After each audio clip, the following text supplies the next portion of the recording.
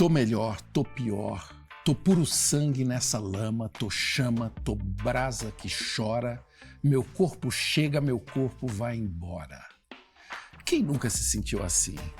A minha convidada traduziu esse emaranhado de sentimentos na faixa título do álbum Pele Espírito. Seja bem-vinda, Zélia Duncan. Poxa, você já abre me emocionando. Será que você vai entregar a sua alma? Eu costumo fazer isso, ainda mais para pessoas que eu gosto muito, como você.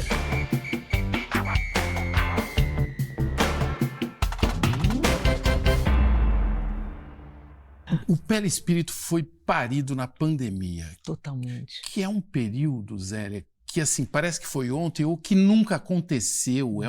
Estranho, né? Que tempo doido foi esse que a gente viveu? Por exemplo, não te via desde antes, né? Eu sempre acho, eu pergunto como nós resistimos, como nós conseguimos. Porque ao mesmo tempo que agora parece tão longe, tem um trauma, tem uma sequela, né? Isso se não tem um luto forte na vida de cada um, né? Foi um susto quando a gente podia imaginar que a gente ia ter que ficar incomunicável no tempo da comunicação, né? Sem se encontrar no tempo em que a gente está tentando se liberar. Então a gente teve que fazer um movimento reverso a tudo que a gente tentava fazer antes. Ao mesmo tempo, a gente dizia assim, vamos sair melhores. Isso. Né? Será que a gente saiu melhor? Será que a gente saiu? Meu corpo chega, meu corpo vai embora. Pele, espírito, me olha que eu sinto, me toca, eu não minto. E tem um outro lançamento que me chamou muita atenção agora, que é essa série Relicário do Sesc. Que barato. Que o primeiro álbum é João Gilberto, e aí você agora tá lá de um show de 97, que é uma delícia de ouvir. Que loucura, eu tava assim, eu tinha acabado de começar a estourar. Então você sente a vibração. Quando eu ouvi, quando mandaram pra eu aprovar, eu chorei várias vezes, assim, porque eu falo, nossa, quem era aquela Zélia, né? De 97. Tentei dizer, mas vi você tão longe de chegar, mais perto de algum lugar.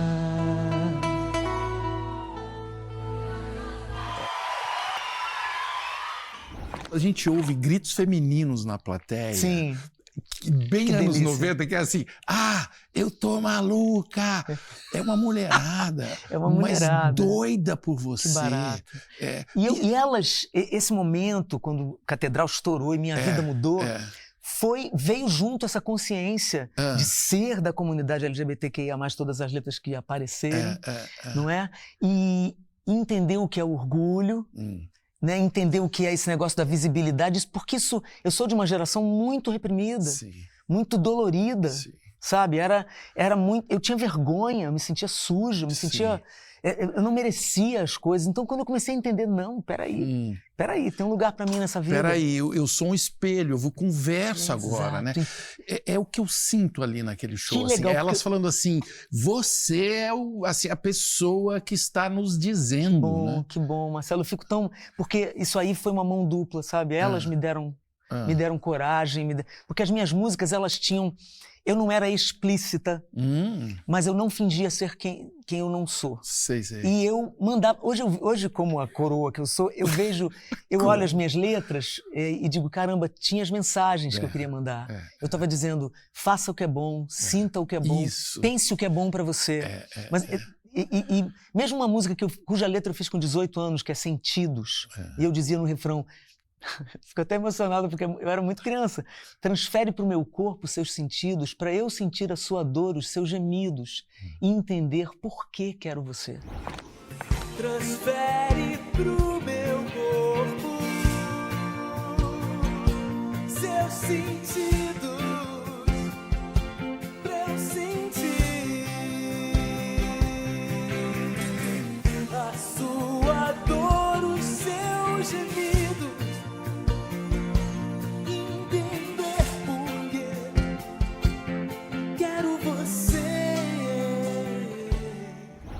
isso não estava processado. Que lindo, né? Mas eram as mensagens que, na verdade, eram desabafos, e aí depois viraram mensagens que esse público entendeu e me devolveu. Então, essas pessoas assim, de todos os tipos entrando no meu camarim, hoje em dia não, hoje em dia tô totalmente tranquila. Mas quando eu comecei a me ver nelas, cara, foi um processo muito interessante. Então entra uma mulher que eu, quando era novinha, tinha pavor de ser. Eu tinha pavor de ser uma delas. E já era uma delas. Então quando entra uma extremamente masculina no camarim, sabe, olha pra mim, me dá carinho. Ou até tem umas que entram no começo, né, tinham medo de ser rejeitadas por mim mesmo, né, por um artista que admira. Né? Então chega uma dessas mulheres, eu comecei a abrir os braços, abraçar essas pessoas e entender que elas eram eu. Sabe, isso era muito emocionante. Ju, por que você desvia dos fãs no aeroporto? Ai, que maravilha. Olha que engraçado. Eu não desvio, não é uma regra na minha vida. Agora, se eu desviei de você... Qual é o nome dela? Ju. Se eu desviei de você, a resposta é muito simples, eu estava com pressa. Será que o voo já estava na hora de ir pro avião? Claro que eu estava com pressa. É uma loucura isso, né? Olha, é uma loucura. É porque às vezes eu não posso mesmo. Ou às vezes eu tô com alguma dor, ou com alguma tristeza, ou uma urgência, isso não é pessoal. E tem uma coisa que eu gosto de contar, vou contar rapidamente para você. Chegando num aeroporto, na época em que as pessoas iam esperar no aeroporto, tinha um grupo me esperando numa cidade no Nordeste, e entre essas pessoas tinha uma menina trans em plena transição. Eu não sabia exatamente nem nomear isso. Então aquele grupo estava lá, eu estava acostumada com um grupo, até com umas sapatas, umas coisas, mas era uma menina trans. Cara, aquilo mudou minha vida, não sei nem te explicar, assim... porque ela tinha uma timidez, né? Porque tem isso, a pessoa não sabe se vai ser aceita, mesmo por nossa comunidade. Então ela estava ali, então eu olhei para ela, estava de salto, eu abri os braços, abracei ela, olhei no olho dela, falei, obrigada por você estar... Mas o que me comove nisso é que eu era muito nova nisso. Eu não sabia ainda como agir direito, eu estava começando a ficar conhecida. Então, eles me ajudaram demais, sabe? E como agir direito? Recebendo, né? Dizendo, você é bem-vindo aqui. Sabe, aqui é o teu lugar, onde eu estiver é o lugar de qualquer uma dessas pessoas. Onde você vai, não é tão simples assim, porque às vezes meu coração não responde, só se esconde, dói. Você, Zélia, você gosta de se ouvir? Eu gosto de me ouvir, eu passo por uma coisa hoje em dia deliciosa, porque os amigos gravam quando tá tocando. Olha aqui, me mandam. Eu acho isso delicioso. Na hora, né? Eu acho gostoso pensar que você tá, sei lá, tá vindo me entrevistar e por uma coincidência eu toco no rádio. Né? Então, eu acho isso divertido, divertido e um retorno para mim, que me aquece, coisas que me aquecem o coração. Por exemplo, você vai no supermercado, você faz a sua compra, na hora de ir embora, a pessoa diz, tchau, Zélia. Pô, se ela soubesse como aquilo me fez bem, sabe? Porque é o que todo artista precisa. Não é confete necessariamente, Marcelo, porque eu realmente não tô nessa. É o quê? É reconhecimento. É um contato, né? É uma resposta. Assim, quando você fala assim, oi Zélia, sei lá, ou qualquer outro artista, você está dizendo, você existe. Antigamente, isso aqui era um bar, e eu vim aqui com as minhas amigas. Mas você não estava aqui, não. Como foi que você virou atriz? Porque eu vi você nesse curta, foi só... Você chegou a ver o curta? Eu vi a chamada e que você é Vange Leonel, só isso, a nossa querida. Você vê? Assim, era Vange só, mas a homenagem a ela, claro, né? E é muito louco isso, né? Eu comecei a cantar muito garota, com 15 para 16 anos eu me profissionalizei. E fui pro Rio, que eu morava em Brasília, fui pro Rio tentar cantar uma ralação danada. Aí eu só pensava naquilo, cantar. E namorar um pouco também, que ninguém é de ferro, mas cantar. Então eu pensava, eu vou fazer escola de teatro porque vai me ajudar a cantar. Então consegui entrar para Cal, que era uma escola particular, minha mãe pagou. Era uma maluca, trabalhava muito à noite, cantava muito, gravava jingles, cantando e falando, que eu descobri que tinha uma voz sensual. Mas isso... Entendeu? Então fazia, inclusive, Isso é evidente. locuções de motel e tudo mais. De motel? Já fiz de motel. De verdade? De verdade. Tipo o quê? Assim, Tipo- você que acabou de chegar no nosso quarto. Você não pode perder a chance. Meu Deus. Né? Dia dos Namorados, né? Promoção. Maravilha. Eu adoro tudo que diz respeito à voz, Marcelo, eu adoro, né? Então, tá, e fui fazer escola de teatro e lá dentro eu escrevi esquetes. Olha que abusado, porque era a escola, né? E eu acho a profissão uma profissão linda, linda, a de ator, sabe? E aí, de vez em quando eu brincava com isso. Fiz Moacir Góes me chamou para fazer um musical, o Alegria, foi muito legal. Claro, mas ali era sempre um pouco eu. Eu falava uns textos, eu adoro falar textos. Sim. Eu falava uns textos, mas era um pouco eu. E cantava, e contracenava. Aí veio a peça, veio o filme. Veio o filme. Né? Vange Leonel foi uma cantora militante, né? Uma lésbica sapatão. Falo com muito orgulho essa palavra, que me traduz também. Esse filme me ajudou a ter orgulho dessas palavras, que na minha geração eram palavras extremamente ofensivas. E a Vange era uma das pessoas que lutava por nós. Precursora, né? Foi na frente, tomando pancada e sem medo. Sem se colocar como vítima. Jamais. Conversando. Ela falava de orgulho, visibilidade, palavras que eu, que era mais nova que ela um tanto, não entendia na época. E a vida me colocou num lugar tão bacana de ter o nome da personagem, de poder encarnar um pouquinho daquela vibração. E eu no filme, éramos 5 atores, porque tem um que fez uma transição. Então, eu era a mais velha de todos.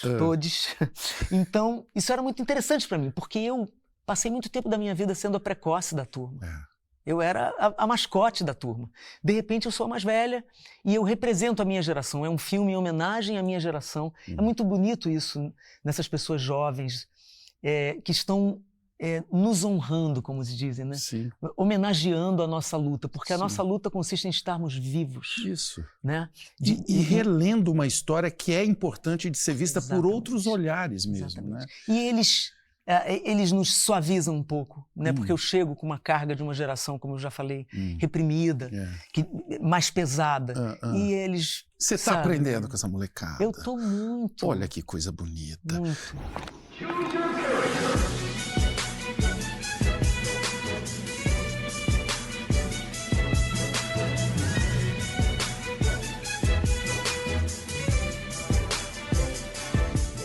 Você fala numa entrevista que você aprendeu a valorizar todo tipo de sapatão. Tem muitos tipos? Tem. Tem sandálias, tem, botinas? Temos toda uma galeria, lógico. Claro, porque tem as que se sentem melhor sendo mais femininas, menos femininas, mais masculinizadas. Pô, Marcelo, dou um valor para essas pessoas que posso aqui chorar na sua frente, de tanto que eu amo essas pessoas. Porque são essas pessoas que vão no meu camarim. Né? E é isso que eu digo, elas são eu. E como ouvir essa diversidade? Você tem que bom, no meu caso, eu sou uma delas. Então, entre aspas, é mais fácil. Não sei como é para os outros que não são dessa comunidade. Mas eu digo da diversidade dentro. Tá, isso que eu ia te dizer. Porque dentro das comunidades tem preconceito também. Tem a lesbofobia que é muito forte. E hoje eu paro para ver e digo, gente, que loucura. Eu era lesbofóbica. Como que é isso? É assim, você... Por exemplo, eu tenho voz grossa, voz grave, eu sou grandona. Por que eu tinha tanto pavor de ser assim? Eram esses sinais que eu tinha pavor? Traduziam a minha lesbofobia em relação a mim. E é isso que eu digo para as minhas amigas que são da minha idade, que não fizeram essa jornada tão intensa como eu fiz. Eu digo para elas, isso é um preconceito contra você mesma. Porque tem... não, fulana... nós, veja bem, eu não sou uma Frozen, uma princesinha Frozen. Como é que eu vou dizer que fulana é masculina ou não? Então, e falar isso diminui a luta das pessoas. Não, isso que é muito comum ouvir assim. Não, para estar com uma mulher tão masculina, eu prefiro estar com um homem. Não, uma mulher masculina é uma mulher. Não é um homem. Entendeu? E tem as particularidades que uma mulher... que é mais masculinizada, Onde ela se enxergou e se liberou para ser. Aliás, uma coisa que eu ia te falar, mesmo que eu fuja um pouco, não estou fugindo não, você foi o primeiro cara na minha vida a me fazer uma pergunta sobre a minha orientação sexual e que me desconcertou, você sabia? É mesmo? É que eu disfarcei bem. Sério? Eu não lembro nem que canal, o que era. Era uma coisa, eu acho, que as pessoas mandavam perguntas ao vivo na hora, né? Sim. Você lembra disso? Lembrei, na internet. Você, por ser uma pessoa que tem essa postura, essa preferência sexual definida e tal, a gente vive num momento assim que não tem tanta agressividade ou preconceito? Você ainda se sente exposta a preconceito? Sempre tem. Eu tenho a sensação, de um modo geral, no mundo, assim, que a gente dá 2 passos para frente e 5 para trás. Eu não lembro nem qual foi a pergunta. Eu só lembro do que eu senti. Que foi a primeira vez. E o que você sentiu? Eu senti uma quentura por dentro, sabe? Porque como eu te falei, eu Te não... agrediu? Não, absolutamente. Não me agrediu. Mas te Me surpreendeu surpreendeu. totalmente. Porque eu vi assim, aí eu pensei, eu tenho que estar preparada para isso, porque eu tô aí, né? Que bom então que você tá me falando isso agora. Tô aqui. Você detonou em mim uma coisa que eu nunca tinha sentido, que é esse negócio de estar exposta. Sim. Sabe, você me trouxe assim, falou... E acho que você usou a palavra lésbica. Sim. E você fez uma pergunta gentil e sorridente, Sim. mas que pra mim era, sabe, unha na cadeira.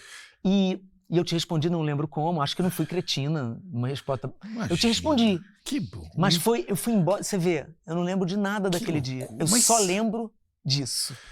Mas que alegria Me saber tirou do disso armário, hein, Marcelo? agora. Tirei do Eu não tava no armário, eu tava assim, ó. Pode sair, Não, tá tudo bem. Já foi, claro. Cara, que alegria, porque pra mim é isso que importa. E quando eu falo que esse programa idolatra a dúvida, e ele surge de uma figura chamada Antônio Abujamra, Claro. porque é o que importa, é o ponto que nos move. E você me provocou naquele dia como pouca gente conseguiu.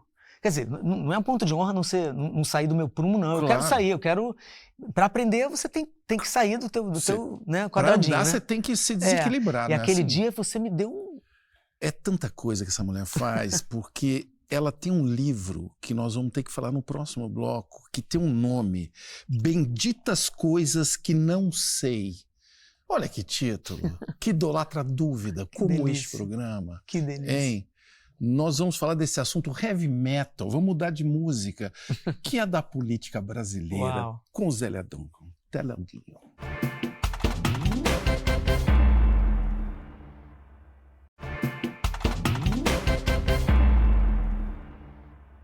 Olha, eu vou entregar uma coisa. Este meu encontro hoje com Zélia Duncan era para ter acontecido na primeira parte do ano, mas foi adiado por um motivo nobre. Zélia foi a Brasília, junto com outros artistas, para uma audiência com Arthur Lira, presidente da Câmara dos Deputados.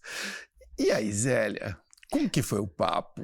Bom, a gente nem viu o Arthur Lira. Ele nem se dignou a estar conosco. Ele estava ocupado. Fazendo o quê? Embarreirando alguma coisa boa, né? Não sei. Ele faz isso. Ele faz isso. Ele é um homem que eu acho curioso, porque ele sempre se apresenta assim, muito tranquilo. É verdade. Né? Muito bem penteado. Aí, de vez em quando, o penteado, você vê que ele acordou e levou algumas coisas. Aí... Como que é a vida interna de um político? Não vamos nem falar do Arthur Lira. Como que foi essa sua ida a Brasília? Me conta. Foi importantíssima, assim, para mim. Eu quero estar presente. Isso dá trabalho, né, Marcelo? Claro. Você vê, você teve que desmarcar em outras coisas, e vai, volta, vai num dia, volta no mesmo dia. Não é fácil estar presente, né? Mas eu resolvi estar presente no que eu posso, no que eu consigo também, que não sou... Lá dentro, eu acho que é um astral bem pesado. É uma energia... Aquele dia estava difícil. Levavam a gente para o lado. Éramos um grupo grande. Sim. Sabe? Não, vamos falar... Um grupo muito representativo. Que estava indo... Aí que eu quero te ouvir com algo bem pontual, né? Porque estamos falando de direitos autorais. Sim. Que estavam dentro de uma PL de fake news. O que uma coisa tem a ver com a outra? É de uma PL que tem a ver com jornalistas, né? Com com essa parte, o que a gente pensou, o que eu entendi disso tudo é que era importante estarmos juntos para um fortalecer o outro. Você já viu a Câmara dos Deputados por dentro? Hoje eu vou mostrar para vocês meus lugares favoritos. Começando a esse lindo acesso aos gabinetes. Só é ruim para quem tem rinite alérgica. É muito insalubre, sabe? Você não vê a luz do dia não, mudando. são túneis, são caverninhas. Las Vegas. Aí de repente eles dizem assim, olha, agora nós vamos encontrar com a liderança e alguns deputados de tal partido. Aí vamos, todos os artistas entrando. Agora vai resolver Aí eles estão todos lá. Um deles levantou e disse assim, quero que vocês saibam o seguinte, aqui a gente só fala a verdade. Eu quase falei, vambora. Mas... Aqui vocês só vão ouvir a verdade. Meu Deus, mas... Isso aí já foi meio agressivo para mim. Será que estamos preparados para essa verdade que vocês têm para nos dar, E aí a gente falava da importância de regulamentar né, as grandes... Que não querem pagar, né? As grandes empresas que botam a gente num lugar... Quando você vai fazer, por exemplo, participar de uma trilha sonora, né? de uma grande dessas internacionais aí, você se sente um pouco aviltado de assinar o contrato. Por quê? Porque você não tem direito nenhum mais sobre aquilo. É uma coisa muito louca. Eles querem pagar sempre muito pouco. E eles botam uma palavra que me dá uma angústia, que é perpétuo. O que é perpétuo? A nossa vida dura tão pouco. Perpétuo. Você quer que o direito a minha voz na tua faixa seja perpétuo. Você quer que o seu tetraneto não pague, sabe? Pra minha tetra sobrinha. Sabe uma coisa assim? Tava precisando de fogo pra acender a madrugada. Vamos nos jogar no mundo. Obrigada por mais essa. Nossa vida anda com pressa, mas prefiro perguntar onde é que isso vai dar, como é que isso vai ser. Esse seu pele espírito, que tem muitas perguntas e fala onde é que isso vai dar, que é uma pergunta fundamental, né? Quais são os desafios que estão aí? Porque eu vejo o nosso presidente, às vezes, oscilando entre assim, o Lulinha Paz e Amor e o Lulinha Porrada e Ódio. Assim, sei. De uma maneira, às vezes, na mesma semana. Né? Quais são os desafios dele? Bom, primeiro, eu acho que a gente está vivendo um milagre, sabe? Eu pensava às vezes, o que será que pensa o Lula? O único cara que podia salvar a gente daquele momento. Não tinha outra pessoa para fazer isso, né? Então, isso é uma coisa que eu penso, como deve ser ter esse sentimento diante de um país, né? Então, de cara, eu já sou grata. Mas eu vejo esses dilemas e me preocupo. Me preocupo com esse equilíbrio, porque eu fico pensando em 2026. Sim. A gente precisa chegar em 2026 de uma forma que a gente saiba como continuar o que foi bom, que é sempre o desafio, né? Sim.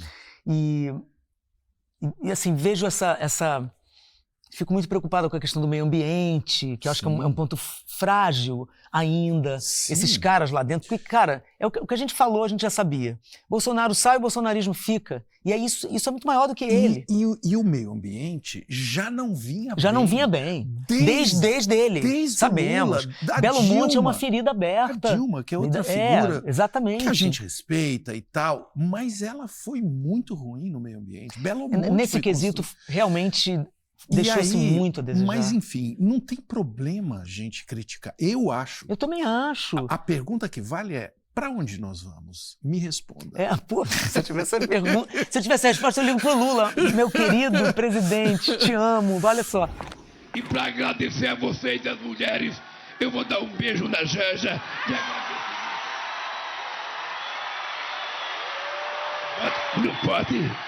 Não pode ser muito, porque aí o presidente e a primeira-dama não podem se beijar muito em público. Você acha que a Janja, por exemplo, ajuda o Lula? Porque eu percebo que ele se revigorou, se rejuvenesceu, e às vezes eu fico achando, será que o Lula... Porque mexe com a vaidade, a paixão mexe com a vaidade. Eu acho que fez bem, sem dúvida, essa autoestima para ele, sim. fez muito bem. Eu vejo as pessoas meio sem saber onde botar o amor que a Janja inspira, porque eu acho que ela inspira, e eu tive o prazer de estar com ela. Sim, ela é realmente uma pessoa... sem dúvida, uma alegria, uma Não, coisa... E ela parece muito disposta mesmo. Eu não acredito que isso atrapalhe, Marcelo. Eu acho que o que eu vi até agora, eu vejo muita gente com preconceitos, com predisposição. Sim. Né? Porque, pô, eu acho que tem uma coisa, viesse o Lula como viesse, ele seria criticado. Claro. Ele é mais criticado que todo mundo sempre. Antes de assumir, ele teve que dar conta de tudo que estava acontecendo e já era criticado. Claro. Né? Não, isso não tem, eu não tenho nenhuma dúvida disso. O que eu estou falando é o seguinte, e quando eu cito a Janja, porque ela se expôs muito, e às vezes continua se expondo. Sim, continua. Num ambiente desse que nós vivemos, a minha pergunta é, isso ajuda ou atrapalha? Ou qual é a dosagem? Será que você pode dizer para ela qual é a dosagem que é boa? Não, eu não posso, eu não sei. Eu posso dizer que eu fico vendo, torcendo muito né, por esse governo, por todo mundo que ele está juntando ali, que tem muita gente que a gente gosta e confia, e fico torcendo para que essa medida ali dela junto não seja excessiva nesse sentido aí, porque eu acho que esse banho de humanidade que eles dão e tentam dar, ele é mais benéfico do que qualquer coisa. Espero que não atrapalhe na própria política, né? Que não é uma coisa que eu, sei lá, não sei o que eu faria se eu fosse ela, mas ela tem uma experiência ali. Eles já se conheceram num ambiente de militância, hostil. Exato. E eu sinto que ela tem uma arma bonita, que é essa do afeto. Eu acho que ela tenta e consegue muitas vezes. Vamos ver. Será que vai funcionar com o Centrão? Com o Centrão não tem afeto que desse jeito ali, né? Não tem. Não tem afeto. Por quê? Porque ele só fala a verdade, como você falou. Aqui nós só falamos a verdade. A nossa verdade. Assustador, né? É assustador. É assustador o que o Centrão representa. É uma vergonha e eles não têm vergonha. O que representa? Eles representam o benefício próprio. Eles nunca pensam no Brasil. Eles nunca pensam para onde o Brasil... assim deles. Desculpa, não conta para ninguém, Marcelo. Eles vão ficar chateados. Vão ficar chateados. Desculpa aí, pessoal, da gente falar algumas verdades aqui. Não, é assim, é só o que eu observo, né? O que a gente observa e dá muito nervoso. Vamos ouvir as pessoas que mandaram perguntas. Muitas. Legal. Daniele Lima, o que você acredita que está faltando hoje na música brasileira? Faltando? Olha... Eu me ressinto um pouco de uma continuidade, porque eu acho que a música brasileira, ela vai muito bem, obrigada. A continuidade que eu sinto falta é de conseguir mostrar ou acompanhar um trabalho. Eu acho que está tudo rápido demais. Sim. Então, eu juro para você... Daniele, né? Eu juro, Daniele, a música brasileira tem de tudo. Tem de tudo. Uma tem diversidade, uma riqueza. Uma riqueza sensacional. Todas as idades, é bom dizer. Todas as idades e os gostos e as coisas. Agora, o nosso desafio, por um lado, continua sendo o mesmo, que é marketing, que é conseguir mostrar que está fazendo. E a internet, decididamente, é uma faca de dois gumes. Né? Por quê? Porque, ao mesmo tempo que tem algo de democrático, de todo mundo poder ouvir, você continua dependendo... você continua assim, vai lá ver meu Instagram. Eu tô aqui, pessoal. Então é a mesma coisa de 20 anos atrás. E acaba meio centralizando ainda. Tem uma ilusão, assim, né? Então, por exemplo, eu, como artista nova, quando eu fui novinha, eu só pensava numa coisa, gravar um disco. Eu vou merecer gravar um disco. Isso. Agora, eu gravei um disco em casa, sozinha. Então, isso te dá a falsa ilusão de que você está no mundo. Então me preocupa isso. Porque não é verdade. Você precisa ainda de muitas coisas. E aí eu me preocupo um pouco com a rapidez das informações, porque elas são superficiais. Aqui pode ser até um papo meio de tia, sei lá, um papo meio nostálgico. Mas eu me preocupo que as pessoas tenham repertório interno para reconhecer o repertório externo. Claro, uma formação musical mesmo. Uma formação que você vai criando para você. Exato. A história das coisas me interessa demais. Então eu fico muito ansiosa que os jovens queiram a história das coisas, sabe? Até porque você, como artista, Se você é um artista novo, você pode estar fazendo uma coisa que já fizeram há 500 anos, hein? Tá E provavelmente já perdendo tempo fizeram. aí. É bom que você conheça e toque o barco. E absorva e continue. E vai em então, frente. assim, repito, acho que a música em si vai muito bem. Eu quero aproveitar você para fazer uma curadoria para eles aqui, uma Tá. brincadeira, tá? Uma curadoria de músicas para estados de espírito, pode ser? Olha só, Vamos lá? música para estados de espírito. Que é assim, eu vou dando o tema e você vai falar o que vem primeiro na sua cabeça, tá? Tá bom. Eu quero começar com uma música para quando você estiver feliz. Feliz. Tá, vou tentar não ser óbvia, né? Porque o Brasil tem muita música feliz. Tem uma chamada Água. Água. Água, do Cassim. Calma, tenha calma, ninguém pode viver assim. Calma, tenha calma, que o mundo não tem fim. Falamos do A Feliz. Tá. Uma música para quando a pessoa estiver triste. Triste. Nossa Senhora, é quase a minha especialidade, me dá um nervoso. Pra quando estiver triste. Caramba. Triste. Houve uma música romântica, triste, simples e linda, chamada Pensando em Você, do Mosca. Eu estou pensando em você, pensando em nunca mais te esquecer. Eu estou pensando em você. Para quando estiver preso no trânsito. Preso no trânsito? Preso no trânsito. Você tem que ficar calmo, né? Você tem que ficar calmo. Ouça Johnny Mitchell. California. California, oh California, I'm coming home. Oh, make me feel good rock and roll band. I'm your biggest fan. California, I'm coming home. O trânsito vai ficar muito melhor Vai ficar instantaneamente. leve, vai ficar leve. Agora é uma muito importante. Você vai mudar a vida de muita gente. Meu Deus. Uma música para quando você toma um chifre. É aquela que pensa nos próprios chifres que tomou, né? Aqui é a Rádio Zélia Duncan. Para você, uma seleção do melhor chifre do Brasil. Vamos ouvir. Ai, eu queria indicar aquela do Chico César, como é que é? Stories, né? Eu acho. Stories. Isso, essa é muito boa pra sofrer. Boy, eu me pergunto por que tanto mói. Não há motivo pra bancar o herói. Quando eu queria, tu não me salvou. Ele canta com choro na voz e tem, sabe, ele tá lamentando. É uma ele ri lamúria. do chifre. É uma lamúria assim, tá dolorido, mas Isso. não tem o que fazer. Mas eu canto. Tá dolorido, mas eu canto. Que maravilha. O próximo bloco eu quero falar de alma. Opa. Será que ela vai deixar ver a Opa. alma? Nós vamos voltar porque Zélia Duncan não tem fim, essa mulher. Enterra.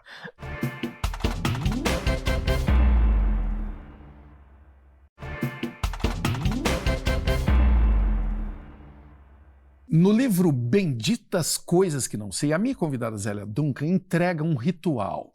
Antes de uma estreia ou quando termina uma gravação, ela canta uma música do Caetano que diz assim: minha voz, minha vida, meu segredo e minha revelação, minha luz escondida, minha bússola e minha desorientação. Eu fiquei curioso, você entendeu? Que beleza. Para entender como dosar esse equilíbrio entre bússola e desorientação com a sua voz. Você vê. Vou responder pela letra do Caetano. Vamos lá. Ô, Marcelo, desde muito garota, eu lidava com essa voz grave que me envergonhava. Te envergonhava? Sim, porque eu era grandona, eu falava grosso, eu comecei a sentir que eu era toda diferente. Você falava grosso, não? Você falava lindamente. Obrigada, mas eu descobri isso depois. Então teve essa desorientação aí. Tá. De me sentir muito diferente. Quando você é adolescente ou pré-adolescente, tudo que você não quer na vida é ser diferente. Claro. Mas aí o quê? Confundia no telefone? Total, eu tenho 2 irmãos mais velhos, isso era um inferno. Telefone Até fixo. hoje o tempo todo confundo. Mas telefone fixo, a gente tem que explicar, porque verdade. tocava o telefone e você atendia. E aí Sempre confundindo, os sempre isso. irmãos. E quando eu entrava num lugar, assim, eu falava alguma coisa, eu torcia para alguém falar depois de mim, porque minha voz soava, era estranho. E a minha voz é a minha razão de ser, né? E só que agora, então, com outras camadas, como se diz, Sim. com uma voz que quer falar mesmo, que quer pensar junto, que quer... Então, esse negócio da voz e esse instrumento misterioso, né? Que é você. Eu falo muito disso no livro. É um instrumento que é você. Eu digo essa frase, a voz é quem a contém. Você não pode pegar a tua voz e mandar para um luthier. Você troca essas cordas aqui que eu já estou usando há 40 anos. Isso é muito perturbador e muito emocionante. Né? Qualquer sensação sua altera a sua voz. Sim. Aí você tem que cantar para não sei quantas mil pessoas. Então isso aí, essa maravilha, que também é a desorientação, permeia a minha vida inteira, entendeu? Minha voz, minha vida, meu segredo e minha revelação. Nesse livro aí, você fala também da voz dos seus avós, né? Sim. Quem eram eles? Minha avó tem o nome dela. Sim. Né? Aliás, Zélia Duncan, original. É né? ela a original. Você é Eu tô Zélia aqui Cristina. tentando honrar a original. E minha avó tinha uma vozinha vozinha não, uma bela voz de soprano ligeiro, que é a voz mais aguda de mulher. E meu avô era um Fred Flintstone. O meu avô entrava em casa, a minha irmã mais nova se escondia. Ele tinha uma voz... Sim. E ele entrava, sabia disso. Um cara muito inteligente, muito instruído. Meu avô gostava muito de ler. Então ele era muito rápido, era muito... Então, eu acho que eu puxei mais o meu avô, mas eu tenho muito orgulho da minha avó, que me abrigou em casa, botava um dinheirinho no meu carrinho para eu ir cantar. Então esses avós foram muito importantes. Ela já te apoiando lá já no me começo. apoiando, e foi a primeira pessoa a me apoiar, inclusive nas minhas escolhas, nas minhas orientações. Né? Ela um dia veio para mim e disse: quem me garante que não é você que está certo e todos nós errados? Que maravilha. Olha a dúvida aí. Olha a dúvida. Olha aí. Minha avó já me entregou uma pergunta que abençoava a minha vida, sabe? Isso foi bem importante para mim. De deixar a questão aberta, né? De novo a liberdade, né? Você ter o direito de se perguntar e responder o que você quiser. Né? E a resposta não é a mesma para você e para mim pode ser outra. E tudo ela pode bem. mudar. E pode mudar. Olha que liberdade. Bom, né? E eu sei que ela ainda te aplicava leite quente com canela. Com açúcar queimado. Açúcar queimado. Então eu tinha muitos cuidados e tal. Então ela, quando eu reclamava, porque eu morei com ela 2 anos, com ela e com as 2 irmãs dela que moravam com ela. Vovó Zélia, tia Filhinha e tia Caçula. Nossa. Que era a mais velha. Tia Caçula era a mais velha. Então, que usina poderosa essa? Poderosa, umas mulheres incríveis. E aí quando eu sentia ardência, eu ficava meio assim. Aí ela botava o leite na panela, queimava o açúcar, jogava o leite em cima, o açúcar ficava meio marronzinho claro. Sim. Aí eu tomava e ela amarrava um lenço com álcool no meu pescoço e dizia: agora não pode mais sair da cama. E funcionava? Funcionava a minha avó do meu lado, claro, sabe? Claro que funcionava. Você testou essa... Sem ela, jamais. Só com ela. Ela foi embora, eu perdi esse poder.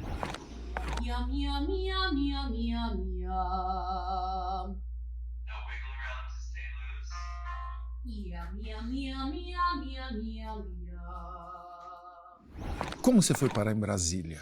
Naquela vez, não dessa vez. Naquela vez foi... Meus pais são... Eu perdi meu pai há 2 anos e pouco. Meus pais eram funcionários públicos. Hoje minha mãe é aposentada. Funcionários públicos, daqueles que trabalham mesmo. Sim. Aliás, a maioria. A maioria trabalha muito. Sim. Eu vivo defendendo os funcionários públicos, sabe? Porque a gente fica vendo certos juízes, certos desembargadores. E vira meio que a gente vê a bagunça e eles sempre lutando por salários absurdos. Sim. Eu estou falando dos funcionários que fazem o Brasil funcionar. Da imensa maioria. Né? Da imensa maioria. Então meus pais foram para Brasília a pretexto de povoar Brasília. Sim. Né? Tanto que a gente não pagava o aluguel, pagava uma taxa de ocupação.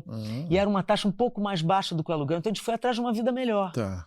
E a gente ficou muitos anos lá. Eu comecei a cantar lá aos 16, em 81, na Sala Funarte de Brasília. Com 16 anos. Sim, eu ganhei uma concorrência, mandei um cassete para lá, uma fita cassete, eu e Marcelo Sabac, e ganhamos o primeiro lugar, e o prêmio era fazer show, um fim de semana de shows com músicos profissionais. No palco ali. No palco, E cara. aí, o que aconteceu? O que aconteceu... Eu tô achando que você leu, hein? Você leu meu livro. Tô muito feliz. Tô muito feliz. Claro que eu li. Na estreia, eu tinha 16, gente, né? Meu sonho era cantar, aquela história toda. Então, o camarim era atrás, ainda é, atrás do palco. O palco aqui era uma bolinha, um queijão. Então, o camarim aqui, o palco aqui. Chegou a hora, tocou o segundo sinal. Todo mundo, inclusive a diretora, que era a Simone Sabac, todo mundo saiu do camarim, os músicos foram para os seus postos, Marcelo foi para a plateia me ver entrar. Claro. Terceiro sinal, eu sozinha no camarim, 16 ouvindo anos. meu coração, aquela respiração, cachorrinho. Tudo ficou escuro, eu abri a porta, saí e fui pro meu microfone.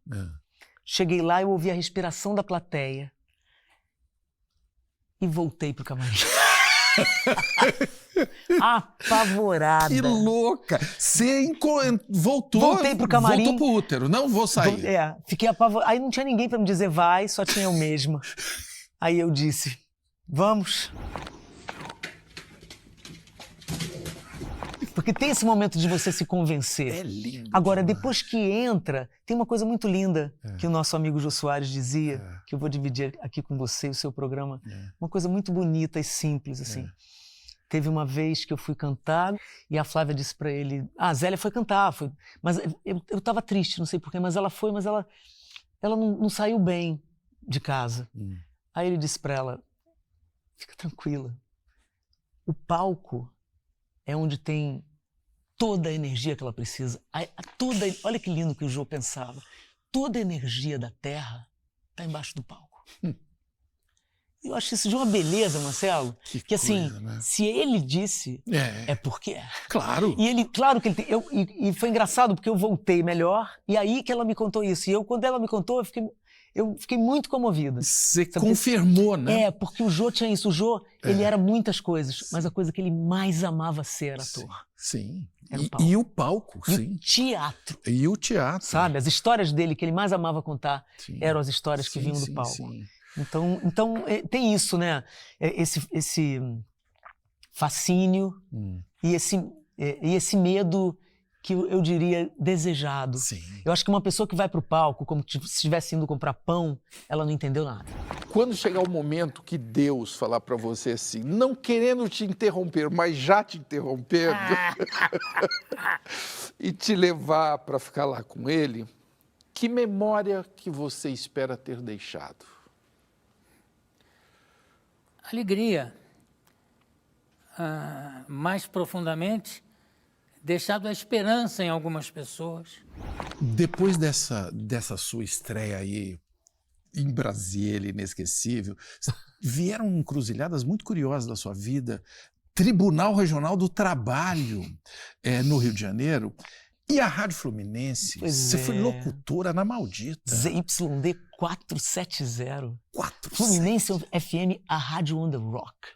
A rádio que é uma pré-MTV, uma rádio que revoluciona. Exatamente. Que lança muita gente. Eu entrei, já estava meio no fim da rádio, mas era aquela... Ela tem até hoje, né? Você fala com os artistas que... Sim. Mas você vê, eu usei o nome Cristina Moreira. Eu não usava Zélia, porque achando que eu já era cantora.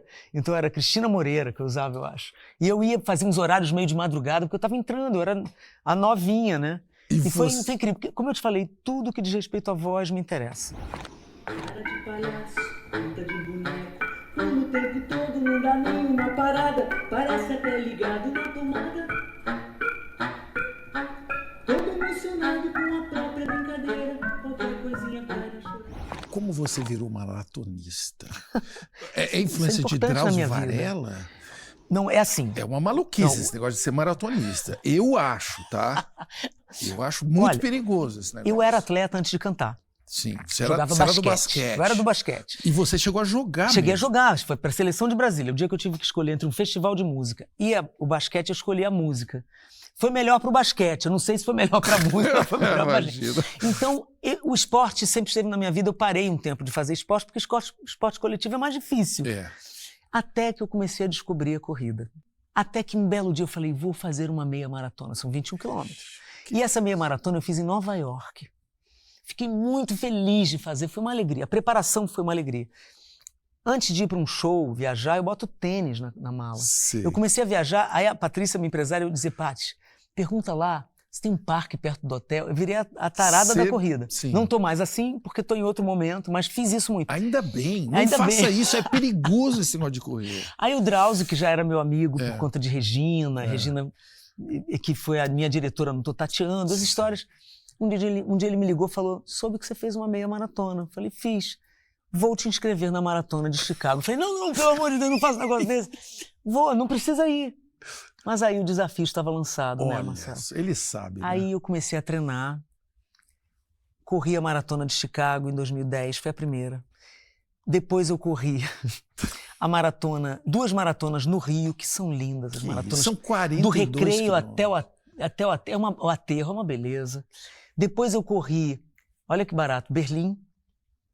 E a última que eu corri foi Tóquio, em 2015. Comemorando meus 50 anos de idade, eu dei de presente para mim essa maratona, que foi uma beleza. E eu espero correr mais uma só. Vamos ver se eu consigo entrar nesse pico. Aí já corri 2 São Silvestres, que agora eu tô mais em São Paulo. E mentiras. Ah, não, 2. Uma antes e outra depois que eu vim morar. E tô nessa, cara. Agora eu quero... As meias são maravilhosas, as meias maratonas. E as grandes elas são uma coisa excepcional. Você não... É assim, eu tinha muita curiosidade de entender, de ver o meu corpo nessa situação. Porque quando você chega no tal do quilômetro 35, que é um ponto crucial... Você começa a negociar com você com a cabeça. mesmo. Eu começo a pensar, eu vou estar naquele chuveiro daqui a pouco. Daqui a pouco vai acabar. Só tem um motivo para você fazer isso. Qual? A sua vontade. A sua Tem uma vontade coisa, a sua vontade de ultrapassar limites. Quais? Da corrida. Você não corre, não posso te explicar isso. Não, mas... O prazer que essa adrenalina e que todos os hormônios te trazem. Mas tem outros prazeres tem. Que a gente pode buscar também. Tá no meu top 5 esse aí. Tô tendo uma parada cardiorrespiratória. No livro, você fala com carinho de 2 mulheres grandiosas. Cássia Eller é a primeira. Sim. Como vocês se conheceram? Eu conheci Cássia de um jeito maravilhoso, no musical de Oswaldo Montenegro. Eu morava em Brasília, eu já tinha começado a cantar há 1 ano. Eu tinha 17 anos, o Oswaldo, que é um cara que eu amo muito e admiro, abriu inscrições para uma audição. Foi uma das únicas audições, acho que foi a única audição que eu participei. Audição para fazer um musical com ele. O musical se chamava Veja Você Brasília. E esse maluco recrutou 50 jovens. E eu fui fazer a audição, e a audição era cantar a capela alguma coisa. Tava ele, Madalena, Mongol, Zé Alexandre, a turma dele. Eu passei e fui chamada para ser uma monitora. Então, 15 monitores eu era. Então, eu fui treinada um pouco antes dos outros. Tá. Quando o grande elenco chegou, lá estava Cássia. Cássia com o cabelo cortado, uma franja indígena. Cássia foi a primeira pessoa que eu vi que não era indígena chamando atenção para essa causa. Menino, isso era 82.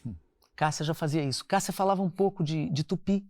Ela tem uma música que a gente sabe tocar nas internas, que é dela com a Simone Sabac, em tupi. Ela tinha essa pegada. Então ela tinha a sobrancelha raspada. Então e a Cássia é a pessoa que menos gostava de falar que eu conheci até hoje. E a que mais falou, né? Com suas atitudes. Muito. Os precedentes que Cássia abriu. Ela nem precisava ser a artista sensacional que ela era, e ela era. Né?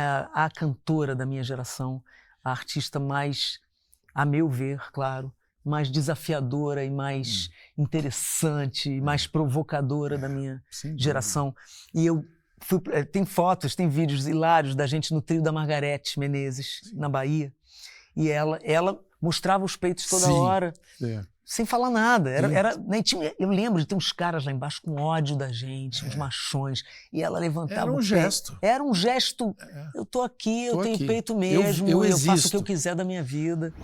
São Salvador, Bahia de São Salvador, a terra do branco mulato, a terra do preto doutor. São Salvador. E Cássia era uma artista comovente e uma pessoa sem limites, no melhor sentido. A outra figura é Rita Lee.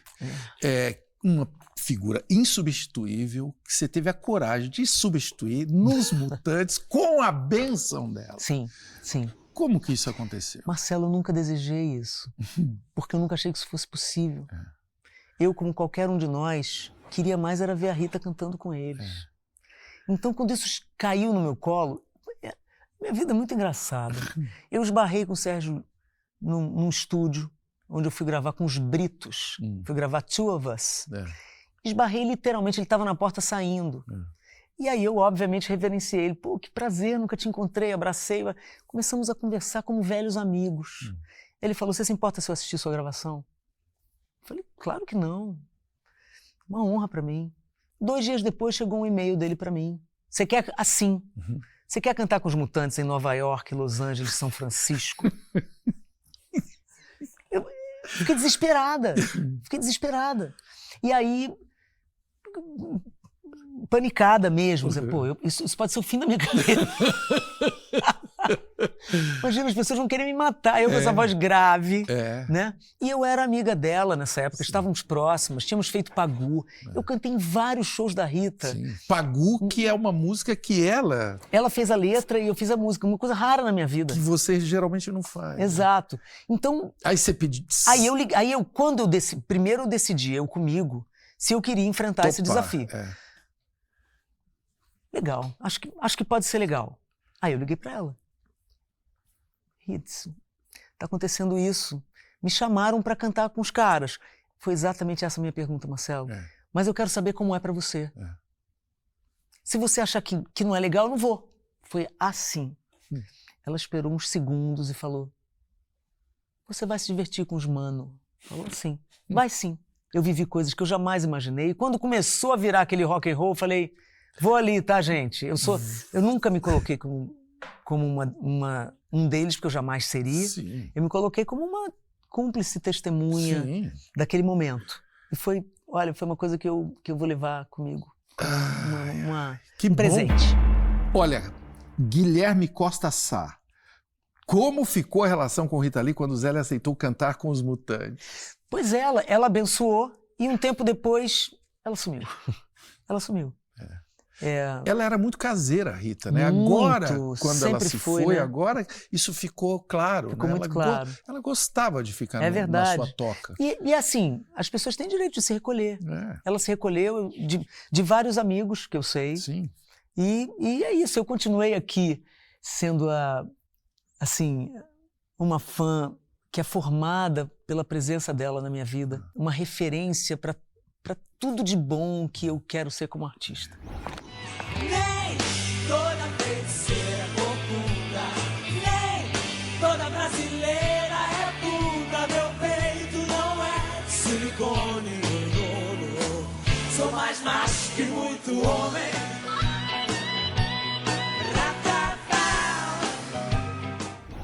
Nós falamos aqui do Jô. Sim. Nós vamos falar dela, a Flávia. Flavinha. A Flavinha. Esse encontro de vocês é 2020, né? Ou antes? É antes.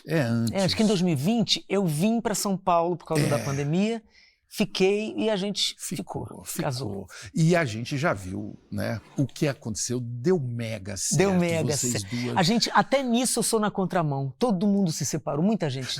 Porque era difícil, né? Difícil. Muita gente se separou, mas até nisso... Até nisso você foi na contramão e se casou na pandemia. Sim. Agora eu pergunto, e a mudança para São Paulo? Não é fácil. Ainda estou nessa adaptação. Não é.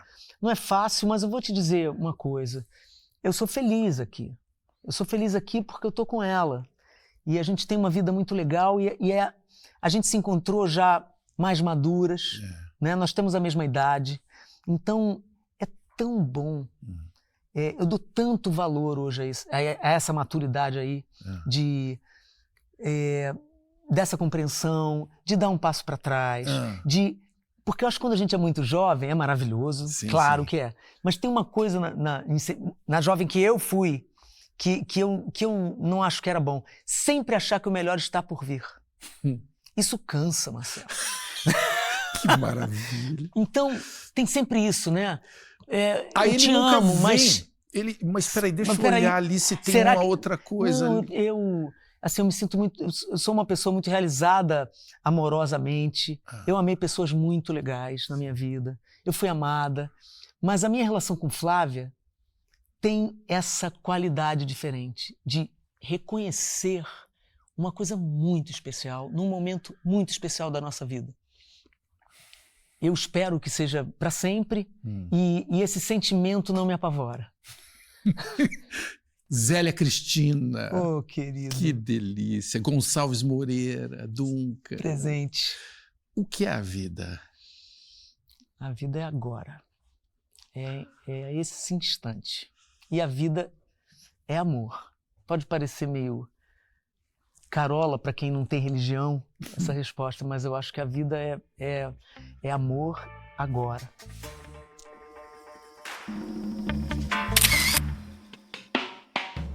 Você quer mandar um recado pro Arthur Lira, que está nos assistindo? Ô Arthur, presta atenção. Presta atenção nesse penteado. Presta atenção no Brasil. A gente precisa de você, cara. Olha. Vamos lá, presta atenção no Brasil. De verdade, estamos falando de verdade. Não, estamos falando de verdade, a gente precisa muito.